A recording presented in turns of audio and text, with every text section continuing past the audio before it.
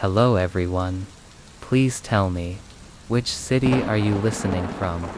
What time is it there? Is everything okay? Or does it feel like someone's watching you? It began with a whisper, not loud, not clear, just there, a murmur in the night, soft enough to question, but strong enough to unsettle. Alina had just moved into the countryside to work on her thesis, a psychological study on isolation and dream behavior. She wanted peace away from the noise of the city, so she rented a stone cottage, tucked between thick woods and cold hills. The house was old but charming, 2 stories, fireplace, heavy wooden doors, an iron keyhole the size of a coin on every room's door. Quaint, she thought, romantic even. She settled in quickly. Days were productive, nights were still. The silence in the cottage was so absolute, it almost felt heavy. But by the 5th night, the quiet began to carry something else, a presence she couldn't name. That night, just as she turned off the lights and crawled into bed, she had a strange feeling like something was watching her, not in a metaphoric, creepy corner kind of way, but precisely, directly from a fixed point. Her eyes naturally followed the sensation until they landed on the keyhole of her bedroom door. She stared, nothing, just blackness. Still, her chest tightened. She shook her head and laughed nervously. You're literally writing about paranoia, Alina. Don't become your subject. But the next night the feeling returned, stronger, heavier. Her gaze again locked onto the keyhole, unblinking, expecting something to move, something to shift. Nothing did, but at exactly 3:03 a.m., just as she started to drift off, she heard it, a faint exhale. Her body froze. It wasn't hers. It came from the direction of the door. She sat up and whispered, "Hello." No reply. She approached the door, cautiously crouched down, and looked through the keyhole. All she saw was the dark hallway, still and silent. Yet the sensation didn't leave. If anything, it deepened, as if the darkness itself was now aware of her, watching. She backed away slowly, locked the door, shoved a chair against it, and returned to bed. She didn't sleep the next morning. She laughed it off, blamed the wind, the echo of her own breath, anything. But when she checked the hallway, something felt off. The rug outside her room was crooked, dragged slightly toward her door.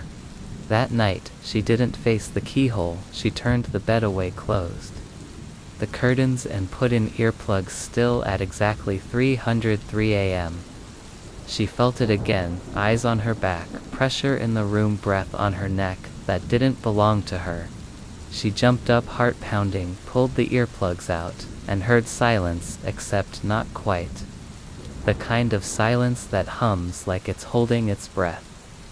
The keyhole was facing her again, but she hadn't moved the bed. She ran outside into the freezing night, barefoot, barely able to breathe. She stayed in the car until sunrise the next day. She contacted the landlord. He was polite, but dismissive. That old place has stories, sure, but none true. Just imagination, people say. It's the wind playing tricks. She didn't believe him. That night she taped a thick cloth over the keyhole. She lit a candle and sat awake with a knife under her pillow. Her thesis papers lay scattered on the floor. And yet at 3:03 a.m., the cloth on the door fluttered from inside the room, not from the hallway. The candle flickered, then died, and in the reflection of her window, she saw a tall, thin silhouette standing behind the door, facing the keyhole. She screamed, turned on every light, but the room was empty. The cloth was gone, and the door, the keyhole, now had something lodged inside, something soft and red, like flesh. The next morning she packed. She had enough, but just as she left, she noticed something terrifying: the guest book in the hallway. A dusty old journal, kept by previous tenants. She opened the last entry. The handwriting was shaky. If someone ever tells you they watch you sleep through the keyhole, believe them. The keyhole isn't looking out, it's looking in. Alina dropped the book and ran. She never published her thesis, never returned to the cottage, but years later, long after she'd forgotten the details, she woke up in her apartment one night and noticed something.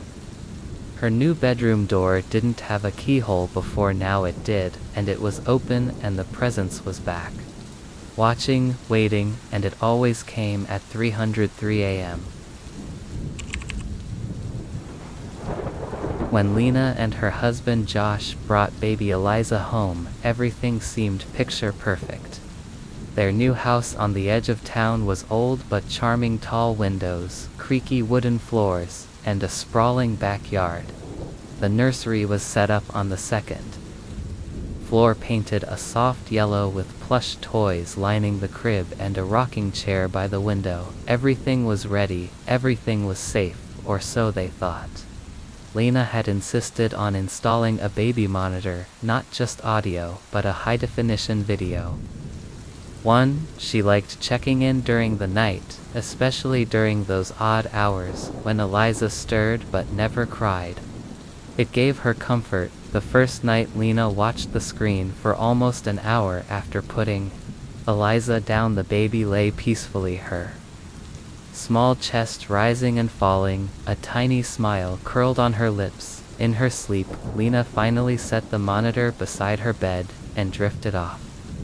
At 2:44 a.m., a soft chime from the monitor woke her. She blinked at the screen, bleary-eyed. Nothing seemed off. Eliza was still sleeping, same position, but something was different. Lena sat up there. In the far corner of the screen by the rocking chair, it was a glint, not a reflection, not a trick of light. Just two faint, round pinpoints of brightness. She rubbed her eyes. Gone. The next morning, Lena dismissed it as exhaustion. Josh laughed it off. "You need to stop watching horror movies before bed," he teased. But that night she stayed up again at 3:12 a.m. Eliza began to squirm.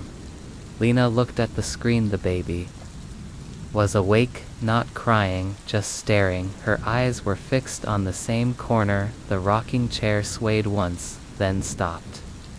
Eliza smiled. Lena's chest tightened. She pressed the intercom button, softly whispering, "Eliza, baby." No reaction, just the soft hum of static. By the third night, Lena no longer had to be woken. She waited, eyes wide, heart pounding, clutching the blanket to her chest. And at exactly 2:57 a.m., the eyes returned. This time she saw them clearly, dull gray, almost human, but too wide, too still. They hovered in the dark, too high for an animal, too low for an adult. Lena gasped, fumbling with the monitor's record button. The second she pressed it, the screen glitched for exactly 8 seconds. The feed turned black when it returned. Eliza was still sleeping, but the eyes were gone. She stormed into the nursery, flipping on the lights. Empty. Everything was still. And then she looked at the monitor screen again. The live feed was still on, but what it showed was not what she saw in real life. In the video, the rocking chair rocked slowly, though in the room it was perfectly still. Her own body didn't appear on the monitor, even though she was standing in full view. She unplugged the monitor and took Eliza into her own bed that night. The following day, Josh tried to explain it away again. "It's probably the infrared light messing with reflections. These monitors aren't perfect. Want me to return it?" Lena said no, because she needed to know what she had seen. By the fifth night, things changed. Now the monitor turned itself on at 300 a.m. sharp. Even unplugged, even turned face down, Lena had begun hearing things in her sleep. Soft cooing, not from the baby, but lower, older, whispering right into her ear. "She's safe," it would say, "but you're not." The house began to feel colder. Lights flickered. The nursery always smelled faintly of earth, like damp soil, though the windows were shut. Lena found small muddy footprints near the crib, no larger than a toddler's, but Eliza couldn't walk yet. She installed a second camera, a hidden one, separate from the monitor. The footage showed something she could not explain. At 3:04 a.m. the camera captured a figure crouched at the edge of the crib, not human, its limbs were long arms too far down. Fingers splayed unnaturally wide, it had no mouth, no nose, just those eyes. It leaned in close to Eliza, and she looked straight at it, smiling, cooing.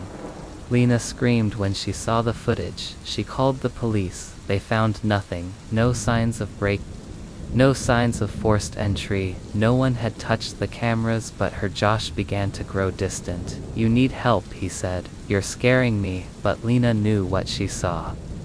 One night Josh left for a business trip, and Lena stayed up determined not to sleep. Eliza had been moved back to the nursery, against Lena's wishes. Josh insisted she was imagining everything that night. Lena locked herself in the nursery with Eliza. She waited, and at 3:00 a.m. the door creaked, but it didn't open. It pulsed like something behind. It was breathing. The monitor's screen turned on by itself, glowing brighter and brighter, filling the room with flickering static. Eliza didn't wake then. With a sound like splintering wood, the eyes returned, not on the screen but on the wall behind the crib. 2 black hollows burned into the wallpaper. Lena screamed, grabbed Eliza and ran. She never returned to the house. They moved in with her sister. Weeks passed.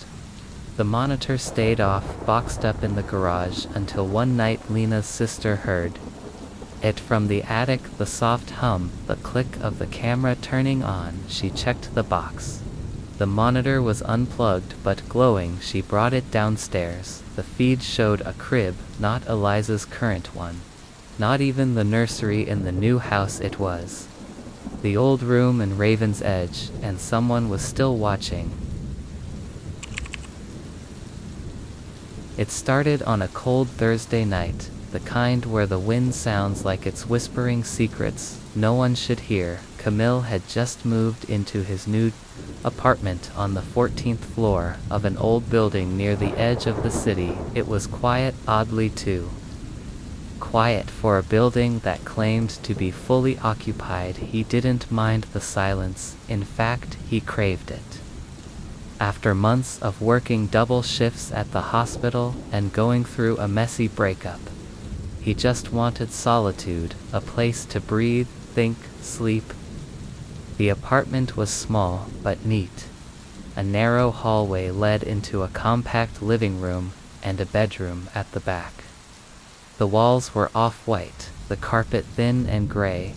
Everything felt still, like the place hadn't been touched in years, but the rent was low. And he didn't ask questions that first night. He closed the curtains, turned off the lights, and lay down in bed. The room was almost pitch dark, save for a small green LED on his phone charger. He took a breath, then another, and just as his eyes grew heavy, he saw her, not with his eyes. With them closed, it was impossible to explain. He had just drifted into that space between consciousness and sleep when he saw the outline of a woman.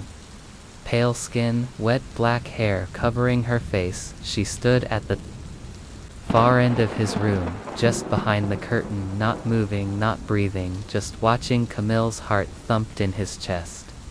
He opened his eyes, and the room was empty. He didn't sleep much that night. The next day he told himself it was stress, maybe sleep paralysis. He laughed it off in front of the mirror, but something inside him refused to believe that it felt real. Too real that night. He decided to test it. He lay in bed again, lights off, curtains drawn. He breathed slowly, letting his body relax, and closed his eyes. She was back, closer now. She was near the foot of the bed, arms hanging at her sides, neck tilted slightly.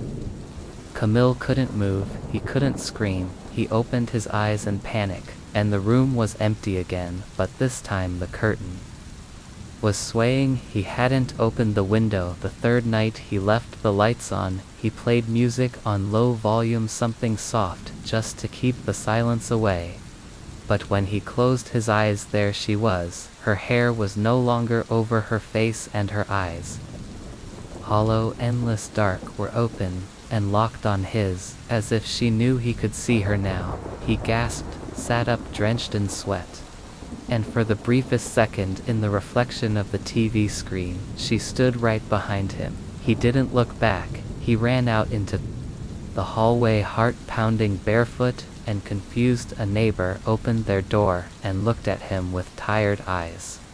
"You saw her, didn't you?" the man asked. Camille froze. "What do you mean?" The man sidestepping out slightly. "She comes to some of us, the ones who see too much when their eyes are closed." Camille didn't understand. "Who is she?" "No one knows, but once you see her, you always will." That night, Camille didn't sleep. He sat on the couch, lights blazing, every mirror-covered phone in hand, but as his head began to nod, as exhaustion took over, he blinked, and even with his eyes wide open, he saw her, standing just past the hallway in the corner where the shadows pooled. He screamed, the lights flickered and died, silence fell, and he heard her whisper right behind his ear, "You don't need eyes to see me anymore." The next few days became a blur. He moved the bed, slept on the floor, then on the couch. Then he tried staying awake for 48 hours straight, but the moment he blinked even for a split second, she was there, always closer, always clearer. One day he visited a sleep therapist who told him he might be suffering from visual hallucinations triggered by dreams, that maybe his brain was inventing the woman as a manifestation of anxiety. But what kind of dream watches you while you're awake? Camille began recording his sleep, setting up a camera near the bed. He'd watch the footage during the day, desperate for something to confirm he wasn't insane. Then one morning he played the footage from 307 AM, and for just one frame, a single flash, she was there, standing inches from his face as he slept, her head twitching side to side, her mouth open, as if whispering something. He paused the video, zoomed in, her lips were forming 2 words: "Stay awake." That night he moved to a hotel, checked in under a fake name, left the lights on, tried to forget. But as he brushed his teeth and glanced in the bathroom mirror, he saw her, not a full figure, just her reflection in the corner of the mirror, eyes wide, jaw unhinged. The mirror cracked down the middle. He stumbled back, knocking over the lamp. Darkness again. That night as he lay in bed at the hotel, he didn't even bother closing his eyes. He just stared at the ceiling, waiting. And still, he saw her, because she wasn't in his dreams anymore. She was inside him. Every blink was a shudder. And she was always on the other side, waiting, watching. And one day, when he closed his eyes, just a second too long, she stepped in. It started 2 weeks after we moved into the house. My wife Alina and I had just had our first baby, a little girl named Mira. She was perfect, soft black hair, peaceful little hands, and a tiny breath that made the world feel softer. The new house was in the suburbs, not too old, but quiet. We picked it for the trees, the space, the sense of calm we never found in the city. We were tired, like all new parents, running on caffeine and instinct, and so, like all new parents, we bought a baby monitor. Nothing fancy, just a camera unit above the crib with a night vision lens and a receiver screen we kept by the bed. It worked fine, until it didn't. The first odd thing was the sound. Around 2:13 AM every night, the monitor would make a soft static hum, not loud, just a sort of breathy distortion, like the sound of a slow exhale through the speaker. I would wake up, glance at it, see Mira sleeping soundly, and fall back asleep, but then the static would pause and another sound would follow. Sometimes a click, like a tongue tapping the roof of a mouth. Other times, a faint giggle, not near us. A higher-pitched, stuttering kind of laugh, as if someone was trying to mimic what laughter should sound like. Alina thought I was dreaming. You're exhausted, she said. It's just background noise. But one night she heard it too. Her face went pale. She turned off the monitor for the first time. But I couldn't stop thinking about it. The next morning I checked the footage our monitor recorded locally on an SD card. Most of it was normal Myra tossing in her sleep, sucking her thumb. Then at exactly 2:13 a.m., a blur, just a frame or two enough to catch something eyes. 2 pinpricks of light hovering above the crib, not the baby's higher, at least 3 feet above her. They blinked. I froze the frame and stared at the image until my vision went numb. It looked like someone or something was crouched by the crib, just outside the camera's range, peeking in. Watching her sleep, I immediately installed another camera in the hallway outside her room. It faced the door, which we always left slightly ajar. I even put motion sensors outside on the windows in the nursery. That night I stayed up and watched. 2:13 a.m. came, and with it the sound, but this time not just from the monitor. I heard it in the house, faint, somewhere upstairs, a slow scrape like something being dragged lightly across the wall. Then Mira stirred, the monitor flickered, and I saw them again, the eyes, but now they were moving, not just hovering. Tilting slightly left-right, like a curious dog. I stared at the screen, my breath caught in my throat, my legs unwilling to move. The hallway camera showed nothing, no movement, no door creaking open, just stillness. But Mira's camera, it was alive. The room was dim in infrared. She was sound asleep, and so was it the thing beside her.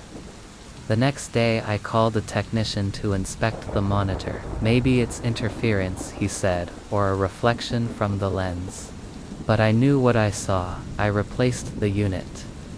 Anyway, bought a newer model, installed it that night. It happened again, 2:13 a.m. The eyes returned. Except this time, they opened wider, and I swear they smiled. It was subtle, just the outline of a grin in the gray tones of night vision, but it was there. I could see the cheek lines curl. It didn't move like a person, it didn't breathe. It watched, and when I blinked, it was gone. We tried sleeping with Myra in our room. For 3 nights the monitor showed nothing, no eyes, no sounds, just our baby snuggled beside us. But on the 4th night the monitor glitched again. This time the camera wasn't even plugged in. The screen turned on by itself, flickered, and showed our bed from the footboard, as if something was crawling upward, watching. We didn't sleep. After that, Alina was breaking down. She cried often. We considered leaving, but every time we tried packing up, Myra would scream violently. Her face would go red, her cries sharp and pained when we put her back in her crib. Silence, like she belonged. They're like something wanted her. They're desperate. I contacted a local historian, someone who studied folklore in the region. He came to the house reluctantly and asked for one thing, to see the baby's room alone. He was silent for a long time. When he came out, his face was pale, his mouth trembling. "Your house isn't haunted," he said. "Your child is marked." I felt sick, marked for what? He paused. "The folklore speaks of an entity. It's not a ghost, not a demon, just a presence, something ancient. It doesn't kill, it doesn't even hurt. It watches, waits, marks the innocent. Sometimes it chooses a child, follows them for life, from crib to coffin." And the eyes, I asked. "It doesn't have a form. It takes whatever shape the fear expects for most. It's just eyes. Because that's how it begins. That's how it enters, through watching, through being let in." "Let in," he nodded. "You looked too long, you noticed it. That's the invitation." After that night we never saw the eyes again, but something changed. Myra still slept, still smiled, still cooed in her sleep, but sometimes she wouldn't blink. She'd stare at the same corner in the room, her eyes wide, For minutes, then giggle, that same stuttering giggle from the monitor one night. As I was holding her, I looked down, and froze. Her pupils reflected light, like animal eyes, and behind me in the mirror on the far wall I saw movement, not mine, not hers. Something leaning just behind my shoulder, smiling, watching. We've thrown away the monitors, burned them, moved houses. Twice, but every night around 2:13 a.m. I wake up and feel a presence like I'm being watched. No monitor, no camera, just eyes waiting. I opened my eyes to silence, not the comforting kind, but the kind that presses against your skin. I blinked once, twice, and the ceiling above me was unfamiliar, not cracked and off-white like in my apartment, but smooth, pale blue with a tiny ceiling fan spinning lazily. The bed sheets weren't mine. I never owned white linen. These were stiff and tucked too tightly. The mattress underneath felt too firm, as if I were lying on packed sand. I sat up, heart thudding. This wasn't my room. This wasn't my bed. This wasn't my house. My phone wasn't on the nightstand. There was no nightstand. Just a narrow wooden table, bare except for a ceramic vase holding dried flowers. The air smelled faintly of old dust, and something floral, but spoiled like perfume, left open too long. I swung my legs down slowly. The floor was ice cold. The room had only one door, painted a dull shade of green, and a single window covered with gauzy white curtains. Pale light leaked through, but it didn't feel like sunlight, more like the sickly gray of an overcast sky. Just before a storm, I didn't recognize anything. The furniture was sparse, a rocking chair in one corner, a small bookshelf with titles I didn't recognize, and a tall wooden wardrobe. Everything had that antique, heavy feel, as if it had been sitting undisturbed for decades. I called out, "Hello." My voice felt flat, swallowed by the room. No response. I opened the door. A long hallway stretched out, lined with wallpaper that curled at the edges. Wooden floorboards creaked beneath every step I took. As I walked, I passed closed doors, each identical, each with a brass doorknob. I tried one, locked; another, locked. Only one door at the very end of the hallway was open slightly, just enough to let out a faint rhythmic ticking. I pushed it open. Inside was a small sitting room, a fireplace cold, a dusty couch, and a grandfather clock ticking away steadily, its pendulum swaying like it hadn't stopped in years. There were no windows, only one painting hung above the fireplace. A woman in a long black dress, her eyes dark, her expression unreadable. She looked out from the frame with a subtle frown, her hands clasped tightly. Something about her posture was wrong, stiff to still, as if she was bracing for something. I turned away, then turned back. Her eyes had shifted now. She was looking directly at me. I took a step back. My breath caught in my throat. I looked at the painting again. No movement. Maybe I imagined it. I stepped closer again. Her expression hadn't changed, but the air in the room had thicker, like breathing through cotton. I backed out slowly in the hallway again. I noticed something else. The walls weren't straight. Slightly off, slanted, like a poorly drawn sketch of a house. The corners didn't meet perfectly. The floor sloped ever so gently, pulling me toward the left. I tried to retrace my steps back to the bedroom. The hallway was different now. There were more doors, endless doors, all locked. I turned around. The sitting room had vanished. Only more hallway stretched behind me. I walked faster. A door rattled as I passed, then another tap, tap, tap. A soft knocking came from the doors on either side. Not loud, almost polite, like someone gently asking to be let out or in. I ran, breath quickening. My hands brushed the walls as I passed, and the wallpaper felt wet. Then I heard it, the unmistakable creak of a rocking chair. From behind one of the doors I kept running until the hallway ended in a staircase. Down I went 2 steps at a time. The stairs spiraled longer than they should. The light dimmed with each step. When I reached the bottom I was in a foyer, or something like it. Wooden floors, faded rug, another locked door. This one had something new, a keyhole, and from the other side a soft breathing. I knelt down and put my eye to the keyhole. A dark shape stood on the other side, unmoving, silent. Watching, its eyes glowed faintly, not red, not yellow, just light, like faint lanterns underwater. I scrambled back. My foot hit something, a cradle, an old baby cradle, sitting alone in the corner of the foyer. I hadn't seen it before. It was rocking slowly, steadily, as if a breeze were pushing it. But there was no breeze. I inched closer. Inside the cradle lay a small bundle wrapped in white cloth. Just as I leaned over to look closer, the bundle blinked. It didn't open eyes. It didn't move. It blinked. Not the cloth, the bundle itself. As if it was the eye. I stumbled back, footsteps above, heavy, measured, coming down the stairs. I froze. The rocking chair began creaking again upstairs. And then from every door I'd passed a slow knocking. Soft voices whispered from the walls. They spoke in fragments. Hayes, awake now. Hayes inside, don't let him out. Close your eyes, close your eyes. I ran to the nearest door. It was locked. To the next, locked. My hands bled as I pounded on them, screaming for help, and then I felt it.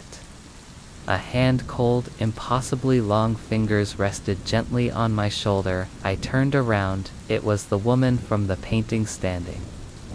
Real but wrong. Her skin was gray smooth, like wax. Her mouth was too wide, and her eyes, they didn't just look at me, they saw through me, past me, into something deeper. She whispered something I couldn't understand. I collapsed. Darkness swallowed everything.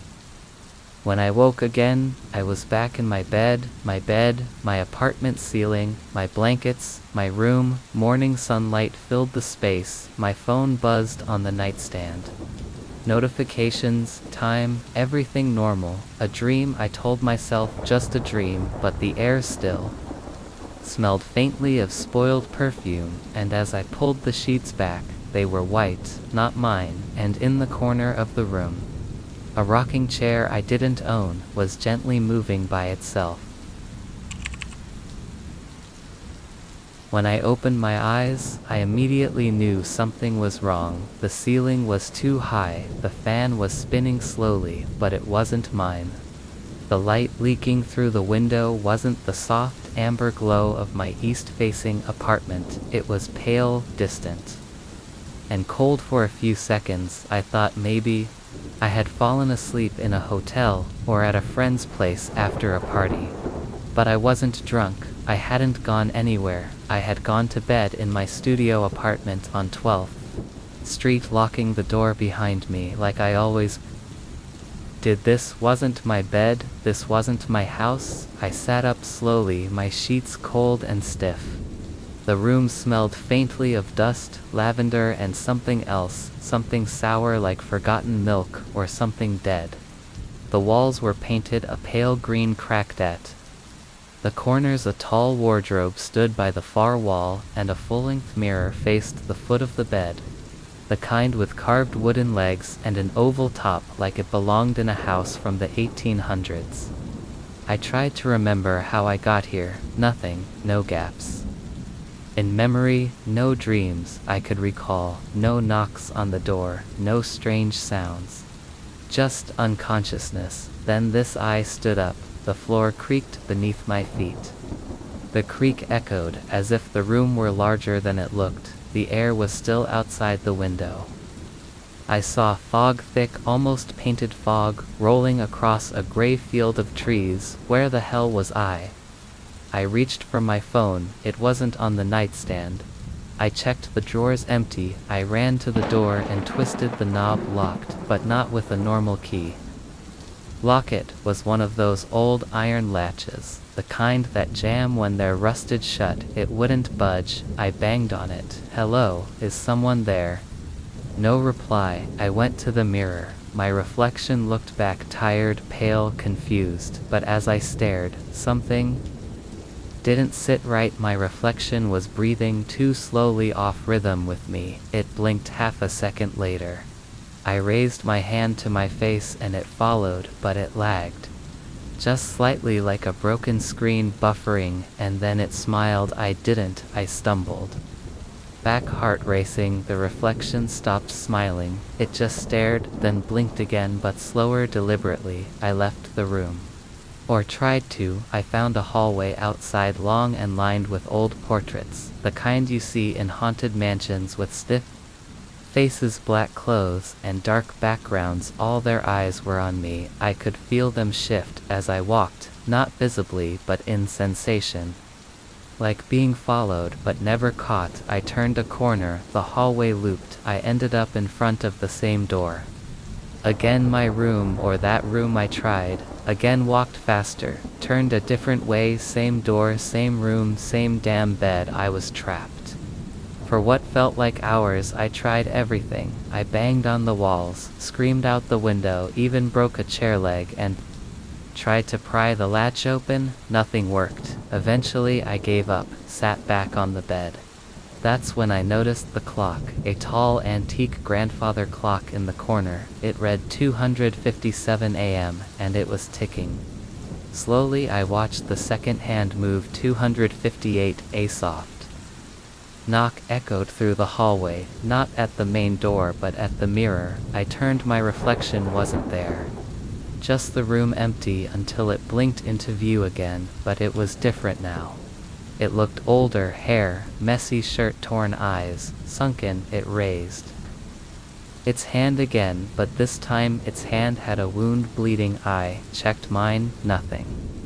It mouthed something. I couldn't hear the words, but I could feel them in my chest, like a heartbeat. Stay awake to 5-9.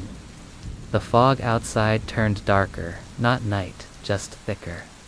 Alive, and then I heard breathing from under the bed, heavy, wet, shallow. I leaned down. Nothing, just silence. I stood back up. The reflection was gone again. 3:00 a.m. The lights flickered, the portraits in the hallway rattled on their hooks, their eyes bled. The mirror cracked slightly from inside. A voice whispered right in my ear, "Go back to sleep." I turned. No one, but my body moved on its own. I lay down, my arms felt weak, my vision blurred. Sleep crept in like smoke, and then I woke up again. In a different room, a different bed, different wallpaper, different window, same mirror, same clock. 2:56 a.m. I screamed. There was no end. Each time I slept, I woke up in another room.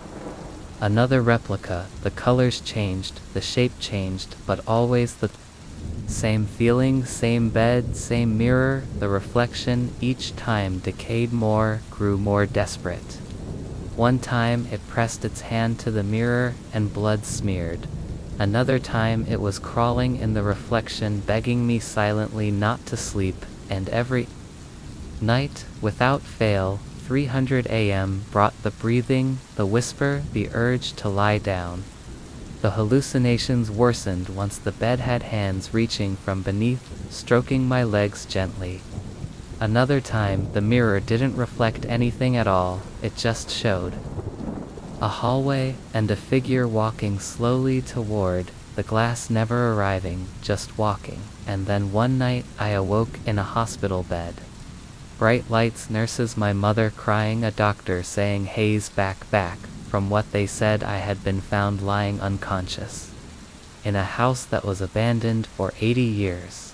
No furniture, no electricity, no mirrors, just me curled in a corner, covered in scratches, eyes wide open. Staring. That was 3 months ago, but I still wake up every night in my own bed for a while. Then comes the fog, the ticking, the mirror, and always 2:59 a.m. It began on a rainy Wednesday evening when I moved into my cousin's country house. Julia, my cousin, had left the country for a year-long trip and offered me her place to stay and work remotely. I needed quiet, I needed space, I had no idea I was walking straight into something I would never fully understand. The house was old, tucked between empty fields and distant hills where fog crawled low in the mornings and birds didn't seem to sing. I arrived just before nightfall, and the storm had already begun whispering through the trees as I unpacked my bags and lit a few candles. The power was unreliable here. I noticed the painting. It was above the fireplace, a large aged portrait of a woman in a high-colored black dress. Her skin was pale, almost colorless, and her lips were drawn tightly in a half-frown. But it was the eyes, wide, glassy, and unnervingly alert, that made me pause. At first I assumed it was just an old family heirloom. Julia never mentioned it, but it looked at me not in a magical way, not moving or glowing, just too alive for brushstrokes. Wherever I went in the room, I felt its gaze, even when I looked away. I felt it on my skin, like a spider crawling along my neck that night as the thunder rolled in and the windows shook. With wind, I went to bed uneasy. I left the bedroom door open slightly, just enough to see the warm glow of the fireplace. And in that glow I could still see the portrait's face, watching. I turned onto my side and closed my eyes. I dreamt vividly. I was walking through a long hallway lit by flickering chandeliers. The air smelled of lavender and something rotting underneath. The hallway's walls were lined with portraits. Each frame held a variation of the same woman, the same pale skin, same black dress, but in each her eyes were a little wider, a little closer to staring through me. And then I stopped walking, because I realized she wasn't in the paintings anymore. She was behind me. I didn't turn. Her breath tickled the back of my neck. She whispered, "You see me now, don't you?" I woke up gasping. My sheets were twisted, my skin was cold, and the door was wide open. I sat up. My heart was racing. I could hear the wind howling outside, but inside everything was still until I heard something shift, not loud, just a small creak from the living room from where the portrait was. I told myself it was nothing. Just the house settling, just my imagination. I got up, walked to the kitchen, drank cold water, and didn't look toward the painting, but from the corner of my eye, I felt her looking again the next day. I covered the painting with an old sheet. That night I dreamt again, same hallway, same woman. Only this time the portraits were torn, the frames burned, her face was nowhere. The hallway was empty, but the whisper returned, "You tried to hide me." I woke up sweating. The sheet I'd used to cover the portrait was on the floor, and the eyes, oh God, the eyes in the painting were different. The pupils were bigger, like they had adjusted to find me in the dark. I blinked. I checked again. Maybe I was just tired, but from then on every night the dream repeated. The hallway changed, slightly longer, darker, decayed, but the woman always returned, not angry, not violent, just present, watching. She never chased me, never screamed. She just stood behind me, or whispered from a room I couldn't find. Sometimes in my dream I'd see her reflection in a mirror that wasn't there, or her shadow crawling along the ceiling, and during the day I started seeing her face in other things, a puddle's surface, the frosted window, even in the pattern of cracked paint, always those eyes. One morning, after a particularly disturbing dream, where she stood at the edge of my bed and whispered, "Come see," I decided I had to know more. I called Julia. She laughed awkwardly at first when I mentioned the portrait. "Oh, that old thing, it came with the house. We don't know who she is." I tried removing it once, but the nails wouldn't budge. Even tried burning it. The flame went out. That stopped me cold. "You tried burning it?" "Yes." she said. It just doesn't go. She paused, then quietly added, "Do you hear her?" To my blood ran cold. "What do you mean?" "Nothing," she said quickly. "Just maybe keep the door closed at night." I didn't sleep that night. I locked the bedroom, taped it shut, and placed heavy books against it. At exactly 307 a.m., I woke up to whispering through the wall, "Soft, steady, let me look." I held my breath. From under the door, a shadow passed. I stopped dreaming. For 2 days instead, I started hearing humming when I was awake. Low, melodic, like an old lullaby I couldn't place. And the painting was aging. The skin in the portrait had turned more gray. The corners of her mouth had twisted into the faintest smile. The background behind her had become a hallway. My hallway. It wasn't paint anymore. It was memory. She was using my dreams to paint her way into the waking world.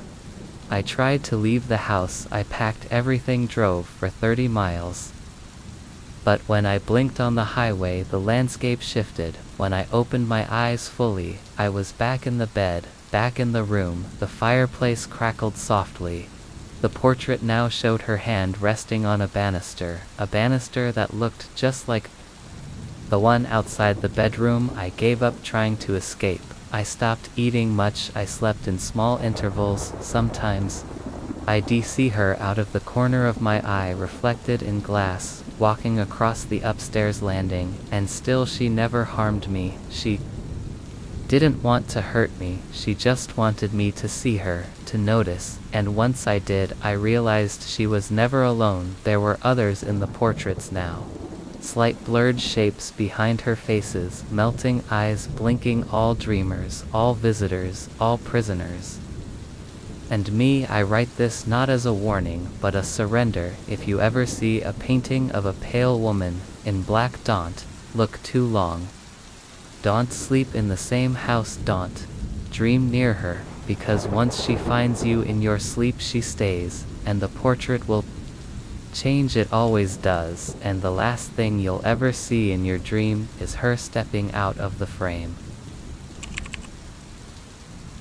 It started with the smallest moments, the kind you brush off in silence, a flicker in the corner of my eye, a whisper of cold when the window wasn't open.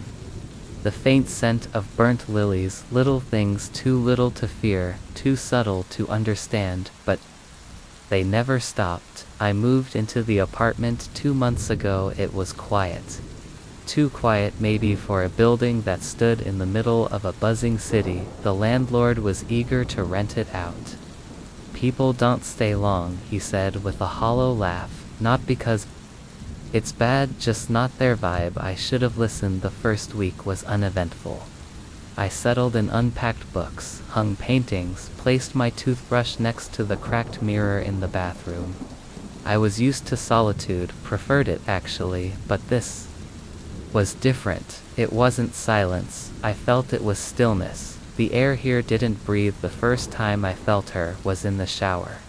I was washing shampoo from my hair, eyes closed, water running hot, and then a chill, not a draft, not an open window, a breath on my neck, close to close. I turned so fast, I almost slipped, grabbed the curtain, heart pounding, nothing, no one.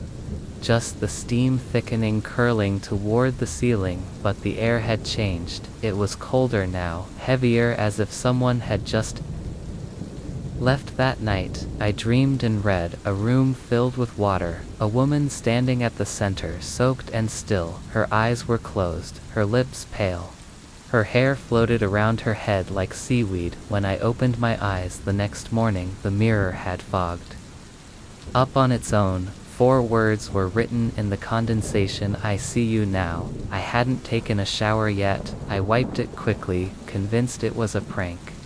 Maybe a neighbor, maybe the landlord being cruel. I tried to ignore it, but from then on, every time I closed my eyes, even for a second, I saw her. Sometimes just her silhouette, sometimes only her hair, but always, always her eyes wide open, unblinking.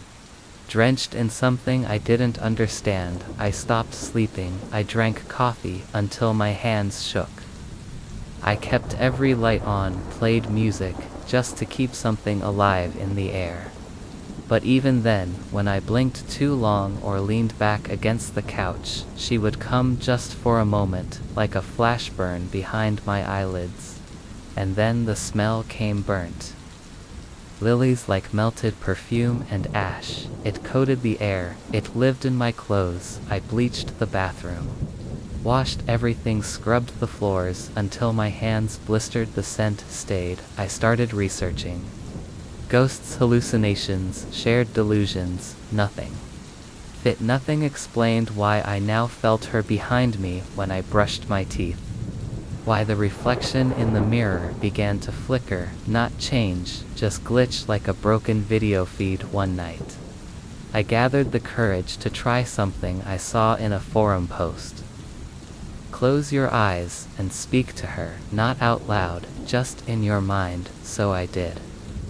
Sitting cross-legged on my bed, lights off, heart loud in my chest, I whispered into the dark of my thoughts, "Who are you?" Nothing. And then a sudden pressure on my chest, a weight. My breathing slowed, I couldn't move, I couldn't even scream, and then I saw her again, not in my mind, not in my eyes, but behind my eyelids. So close I could feel the wet strands of her hair touch my cheek. She whispered something, but I couldn't understand. It sounded like a name or a prayer. I opened my eyes, gasping for air. The scent was stronger now, overpowering. The apartment lights had dimmed. Not flickered, dimmed, like they knew something I didn't. Over the next days things worsened. I couldn't sleep without seeing her. I couldn't look in the mirror without glimpsing her behind me. Always blurry, always too far to focus on, but there. Watching, waiting. I tried staying at a friend's place, slept in their guest room, but at exactly 3:13 a.m., I woke up to find the scent in the sheets. I closed my eyes and saw her, same eyes, closer now. She followed me. It wasn't the apartment, it was me. She had attached herself. I dug deeper. Old records, local folklore. In 1978, a woman named Lena Ayers drowned in a clawfoot tub in an apartment eerily similar to mine. The police report called it accidental, but the coroner's notes, the ones I wasn't supposed to see, said she had bruises on her neck, water in her lungs, and her eyes were open for hours after death. People said she never blinked, not once. She was buried with her eyes sewn shut. I went to her grave, just stood there, hands cold, wondering what she wanted. "I'm sorry," I whispered. A gust of wind knocked over the candle someone else had left. No one else was in the graveyard that night. Something changed. I saw her again when I closed my eyes, but this time, she didn't just watch. She reached out, her hand pressed against mine. In the dark skin, soggy, cold, but sad, and I felt it. Her grief, her loneliness, her endless watching. She wasn't seeking revenge. She wasn't angry, she was just stuck. Trapped behind the eyelids of everyone who'd ever entered that place, and now she was with me. Part of me, she didn't want to harm, she just didn't want to be alone in the dark anymore. Now I sleep with the lights off, not because I'm no longer scared, but because I know she's already there. When I close my eyes, I feel her breath beside me. I smell the lilies again, faint but sweet, and before sleep takes me, I hear her whisper, "You see me now, don't stop," and I don't. I keep my eyes closed, because when I open them sometimes she's not behind my lids anymore. Sometimes she's in the room, watching, waiting, breathing. It started as a whisper, nothing alarming at first, more like the trace of a dream I couldn't remember. I'd wake up and feel like someone had just spoken to me, the words still echoing in my head, evaporating before I could grasp them. My apartment was quiet, my cat asleep at the edge of the bed, the city beyond my windows humming its constant lullaby. I told myself it was nothing. that maybe it was the neighbor's TV or the plumbing groaning through the walls, but then the whispers grew clearer. And they weren't my voice. It's hard to explain the difference between a dream and what this was, because it didn't feel like I was dreaming. I would go to sleep, and then I would hear her. She didn't shout, she didn't cry, she just spoke in calm, soft tones. Why won't you listen? The first time I heard that, I jolted upright, heart hammering. My room was empty, my clock read 3:14 a.m. The hallway light I always left on had gone out. I checked the apartment, nothing. But the silence felt too deep, like the world was holding its breath. The next night, I left my phone recording by my pillow. When I checked the recording the next day, most of it was white noise. But at exactly 3:00 a.m. I heard her. Can you hear me now? Please don't forget, you said you'd help. My voice never responded, but I could hear myself breathing softly, evenly, as if I were asleep. I didn't remember dreaming. I didn't remember hearing her, but she was there. And the next night she started saying my name. At first it was distant, muffled, Daniel. Then it became clearer, Daniel, wake up. I woke up, eyes wide, drenched in sweat, staring into the darkness, but no one was there. My cat hissed and darted under the bed. That had never happened before, and then I noticed something new. There was a dent in the pillow next to mine. I lived alone. I convinced myself it had been me rolling in my sleep, that maybe I'd shifted the bedding. But the imprint was too perfect, the shape of a head, and the smell faint, like dried flowers and soil after rain. Each night the recordings became worse, longer. She began asking questions. Do you remember the river? Why did you stop looking? You left me there, Daniel. You promised you'd come back. I never knew a her. I had no memory of any river I hadn't left. Anyone, anywhere had I.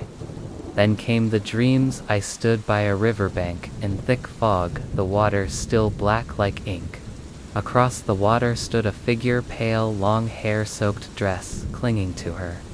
Her face always blurred like water running down glass. She would raise a hand and point at me, not accusing, not angry, just pleading, and I would wake up gasping, always at 3:16 a.m. The next day, my walls started bleeding, words. Not in real blood, but condensation on the window, streaks in the mirror, dust on the floor, all spelling fragments. Still here, cold. Where are you? Come back. I stopped sleeping. I started keeping all the lights on. I left the TV on static. I stayed awake until dawn. But one night, I must have dozed off, because I saw her not in a dream. In the reflection of the TV screen, I saw myself asleep on the couch, and her sitting beside me, whispering into my ear. When I turned, no one was there, but the cushion beside me was warm. I started losing time. One morning I found myself by the river from my dreams in real-life shoes, muddy pants, wet. No idea how I got there. My phone showed no steps, no GPS movement. My apartment door had still been locked from the inside, but I was there. The place existed, and on a nearby tree, scratched deep into the bark, were the words, "You forgot her." I panicked. I checked every missing persons report I could find. I asked my parents, my childhood friends, had I known someone named Anna? Had anything ever happened? Everyone said no, but she didn't. Stop, she began, whispering in other rooms. I'd hear her in the bathroom, in the kitchen. The moment I closed my eyes, her voice would fill the space like smoke. Once I recorded video as I slept. In the footage at 3:00 a.m. sharp, I sat up, eyes open, blank. I turned my head, looked straight at the camera, and whispered, "She's almost here." Then I lay back down. I have no memory of doing that. Then came the worst night. I dreamt of a house, dilapidated, falling apart. Inside it, there was a small child's bedroom. Toys untouched, dust everywhere on the wall. A photo of a man who looked like me and a woman beside him, blurred face, same soaked dress. She was watching me from the hallway mirror, not moving, not speaking, just watching when I turned in the dream. She was closer when I blinked. She was right behind me. I woke up screaming, but not in my apartment, in that same rotting house. In the child's bedroom, no phone, no service, just the silence. It took hours to walk back to town, the house real on record. It belonged to a family that had vanished in 1994, a family with a daughter named Anna, but no son, no Daniel, and no one remembered them. When I finally got home, I found something new. On my nightstand beside the bed lay a locket. Inside it, a photo of me holding her hand. I don't know how it got there. I don't remember her, but every time I sleep, she speaks. She tells me stories of a life I don't recall, of promises I made, of love, of betrayal, of drowning, and every night her voice gets louder, clearer. She no longer whispers, she speaks like she's in the room, she speaks like she belongs here, like this was always her home, and now I can't sleep at all. Because if I do, I'm afraid one day I want to wake up, not because she'll hurt me, but because she'll take me back to a life I never lived, or maybe I did, and I just forgot. She speaks when I'm asleep, and she's waiting for me to answer. It was supposed to be a quick stop, a single night in a forgotten hotel, on the way to a business conference in another city. I didn't plan on staying at Hotel Horizon, but after my car broke down an hour from the nearest town, and the rain came crashing down like the sky itself had cracked, I had no choice. The receptionist didn't smile, she barely even blinked. Her skin looked oddly pale, and her fingers trembled slightly when she handed me the key. Room 313, she said in a voice so dry it almost crumbled. In the air, breakfast is never served. I laughed nervously. Never. She didn't answer. Room 313 was oddly cold, not just cold, dead.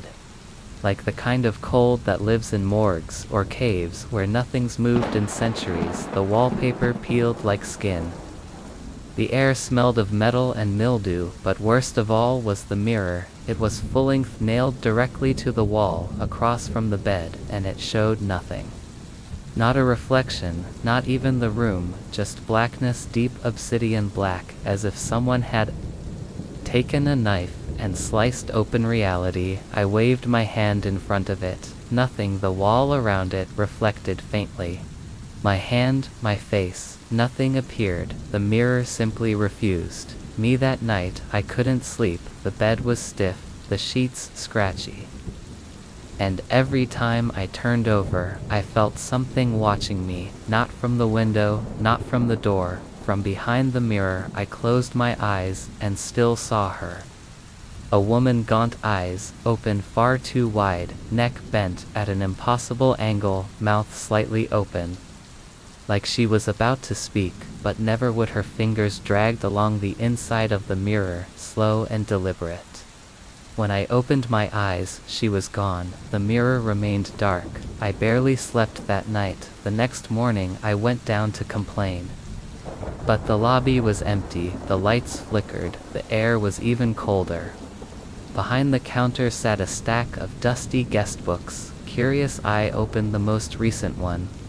My name was there, so were a few others, but one thing repeated on almost every page: the mirror won't show me. Page after page, some had frantic scribbles. One entry read, I tried to cover it. It uncovered itself. Another said, she watches me sleep, and another, she's outside the mirror now. I ran back to the room. The hallway felt longer than before, like it stretched between moments, not meters. Every light above me buzzed softly, then popped as I passed. When I opened the door to room 313, I stopped breathing. The bed was made. The air smelled sweet, fresh flowers sat on the nightstand. But it wasn't my room, it was a different room, a different house, not mine, not the hotel's. The bedspread was different, the mirror was gone. Outside the window, there were no streets, just fog. I called out, no response. I tried to leave. The door led to a hallway ID, never seen before, long, narrow, filled with identical doors. At the end was a keyhole. Just one, and behind it an eye, staring. I screamed and ran back inside, slammed the door shut.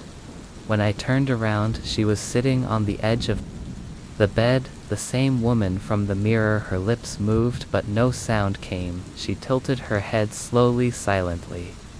I looked away, then back, and she was gone, but the sheets were wrinkled where she sat.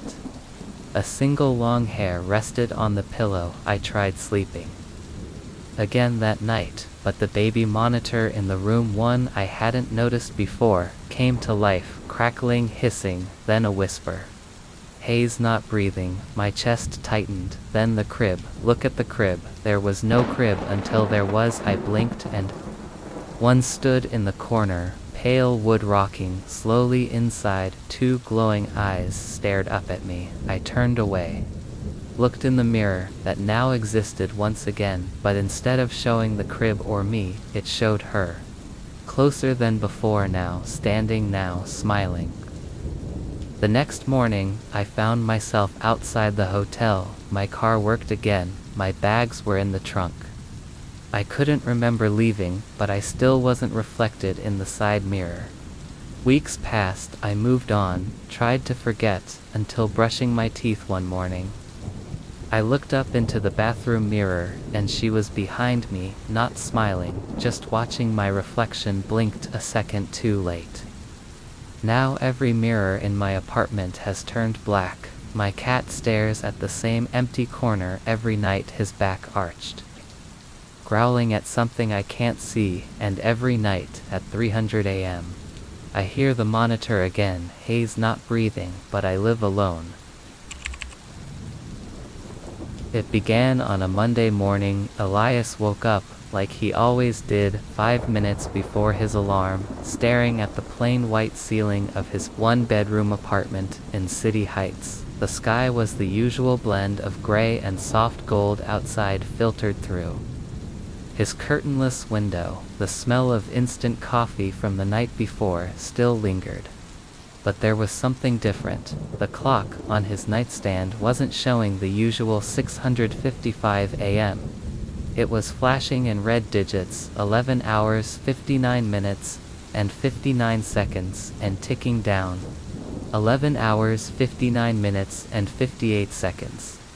11 hours, 59 minutes, and 57 seconds. 11 hours, 59 minutes, and 56 seconds. A digital countdown, not the time. He blinked, rubbed his eyes, tried pressing buttons. Nothing worked. He unplugged it, still ticking. At first, Elias assumed it was some glitch. Maybe had downloaded something stupid or a novelty prank clock off Amazon, but deep down, he knew that wasn't true. He never ordered things like this.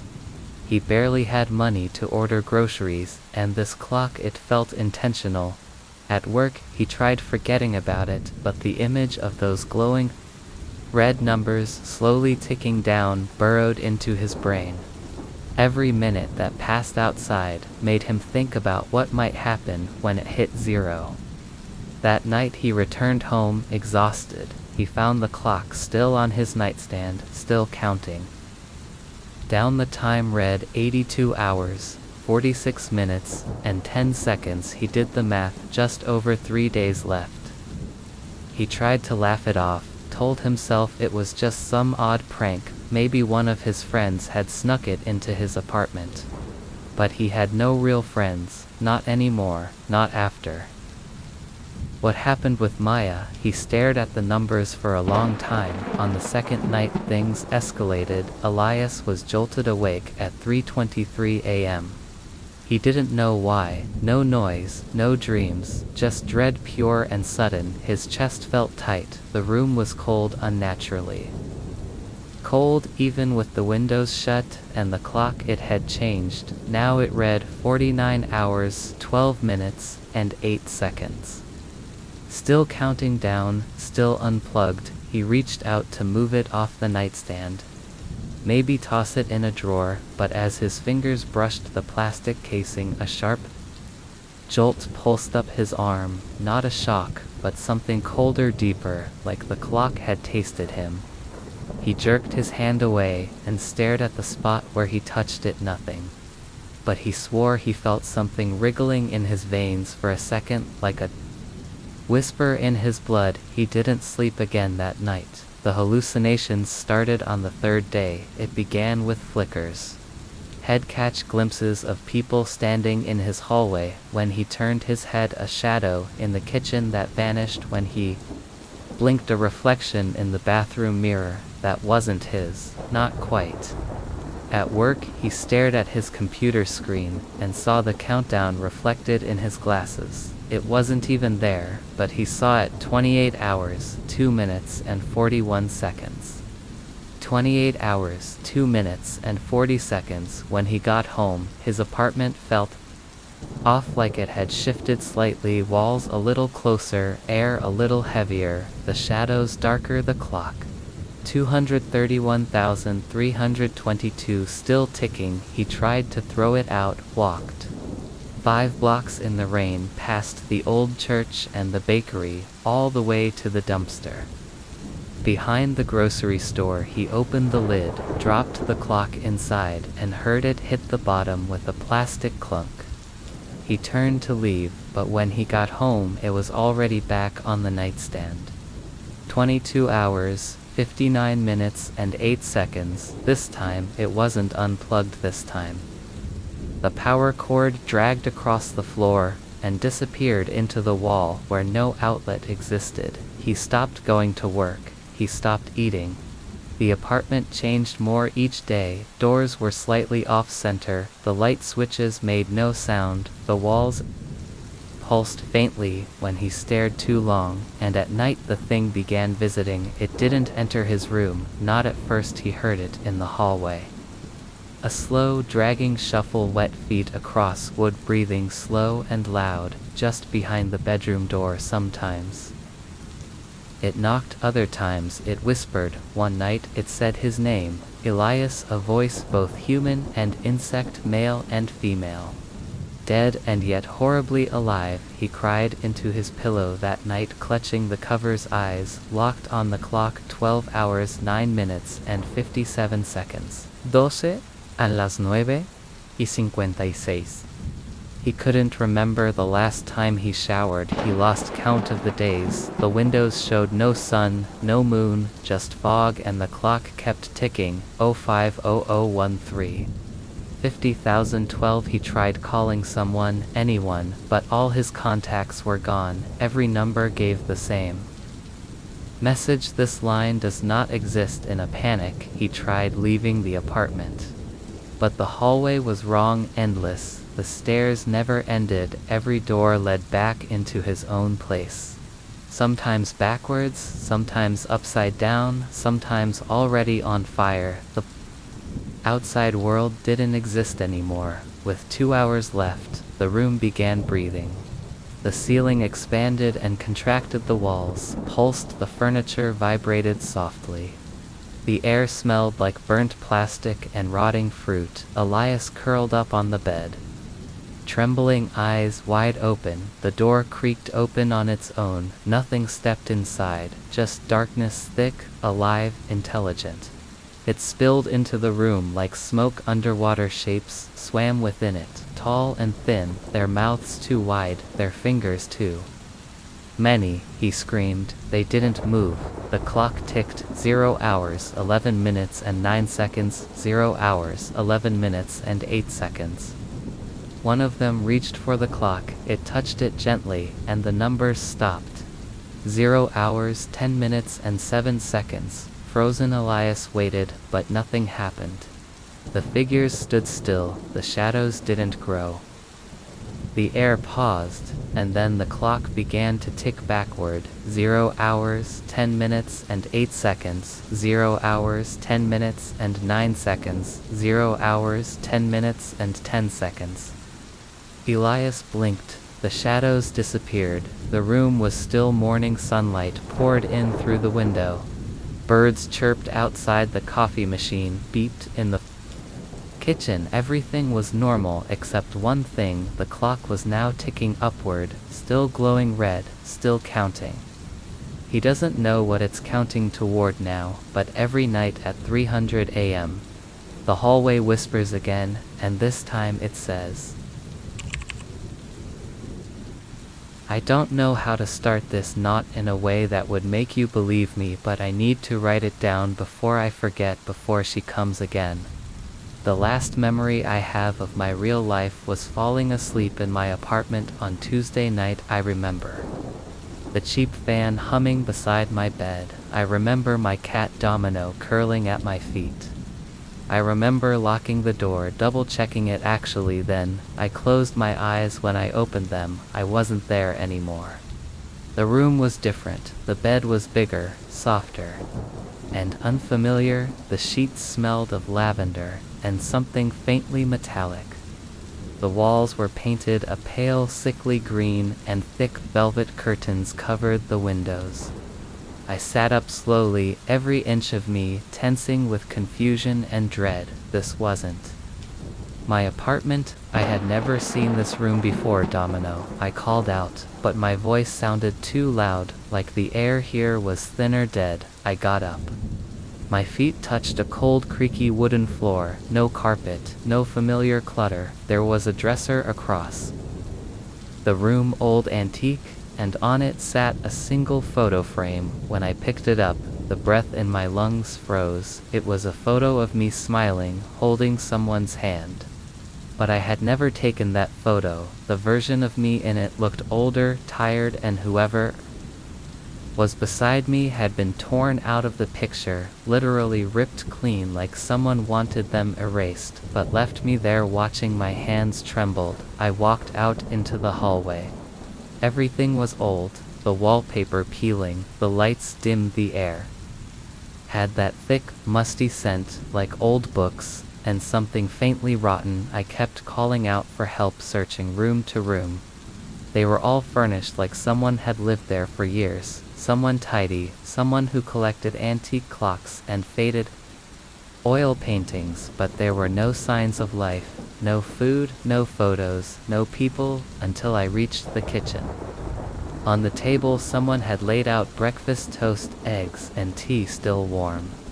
Like it had been made for me, but I hadn't heard a sound. I stared at the meal, heart pounding. I didn't touch it. I couldn't. Instead, I ran to the front door. It didn't open. I pulled, I kicked, I screamed. No one came. I tried the windows. They wouldn't budge. It was like the house had sealed itself in, like it didn't want me to leave. That night, I lay awake in the unfamiliar bed, afraid to close my eyes. At exactly 303 a.m., I heard footsteps in the hallway, slow, careful, coming toward my room. They stopped at the door. I couldn't breathe. Then I heard the doorknob turn. But it didn't open, just one slow turn, then silence. I stayed like that until the sky turned gray and the birds began to sing. But here's where it gets worse. Every time I sleep, I wake up in a slightly different version of the house, same layout, but different details. Sometimes the walls are a different color. Sometimes the clocks are gone. Once the photo of me had no face, and I'm not alone anymore. On the third night, I saw her, not clearly, just a glimpse, a tall figure standing at the end of the hallway, watching. The light above her flickered. She didn't move, she didn't speak, but I felt it. Like she was waiting for something. Every night after that, she gets closer. Once I locked the bedroom door at 303 a.m. It opened anyway. Last night I woke up to find her sitting at the edge of my bed. Her hair was long, black, dripping as though she had just come out of water. I couldn't see her face. She whispered something I didn't understand, then vanished, but she left the sheets wet and cold this morning. The house had changed again, more cracks, more shadows. The photo of me was gone, replaced with a mirror. And when I looked into it, my reflection didn't move, it just stared at me, then it smiled. I don't know who she is, or what this house wants from Me, I don't know how long I've been here. The clocks don't work anymore. My phone shows no signal, no battery loss, no time. There's no internet, no escape. Sometimes I wonder, am I dead or worse? Am I still asleep somewhere in my real bed, dreaming all of this? But it feels too real. I bleed here, I cry here, and I scream into the walls, but the house just listens. It breathes around me. And she watches. Always the last note I found written in my own handwriting said, "Stop fighting the house always." Wins if you're reading this and you ever wake up in a bed that isn't yours, in a house you don't remember, don't open the door at 303 a.m. Don't eat the food. Don't look in the mirror, and whatever you do, don't blink. Because if you do, you'll see her too, and once you see her, you'll never leave.